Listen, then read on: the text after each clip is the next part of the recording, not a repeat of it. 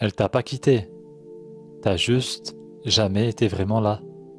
Elle est là, elle parle, elle raconte sa journée, elle te dit qu'elle est fatiguée, qu'elle se sent seule, qu'elle a mal quelque part. Et toi, tu lèves à peine les yeux.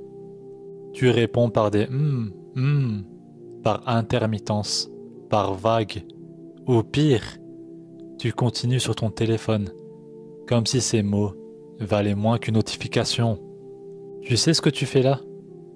Tu lui apprends qu'elle peut être présente et invisible à la fois, qu'elle peut s'ouvrir et se faire ignorer.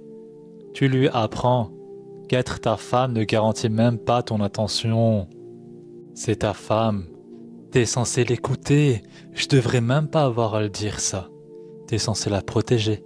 Elle est censée se sentir en sécurité avec toi. Que ce soit émotionnellement, sentimentalement, physiquement, elle doit se sentir en sécurité avec toi. C'est la base. C'est la fondation.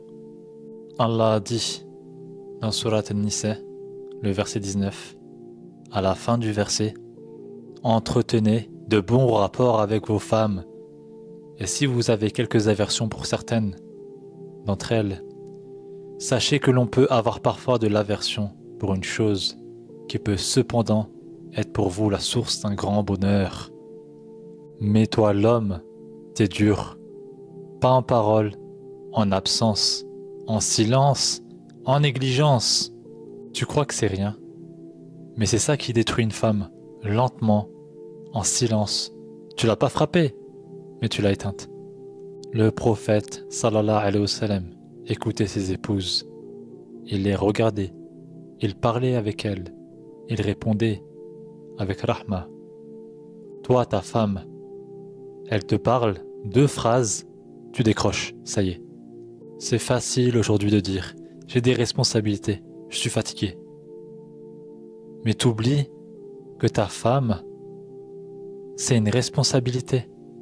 C'est ta responsabilité. Le jour où tu t'es marié avec elle, vis-à-vis de ton créateur. Ton comportement, ta langue, tes gestes, tout te seront demandés le jour du jugement dernier. Elle t'a donné son cœur, et toi, t'as même pas donné une oreille attentive.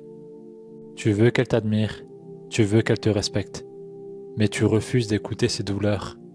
Alors ne sois pas choqué si demain, elle s'enferme dans le silence. Si elle ne partage plus rien, si elle devient froide, distante, vide, elle s'est pas transformée, elle s'est épuisée, à parler à un mur. Elle parle, tu l'ignores. Voilà pourquoi elle se sent détruite. Tu veux qu'elle te parle comme une reine, écoute-la comme un serviteur d'Allah. Car chaque mot qu'elle dit, c'est une opportunité de te rapprocher d'Allah. Ne la coupe pas, ne la méprise pas, parce qu'un jour, elle pourrait arrêter de te parler pour ça. Et ce silence-là, il sera difficilement réparable. T'as ignoré ces mots jusqu'à ce que son silence te crie la vérité.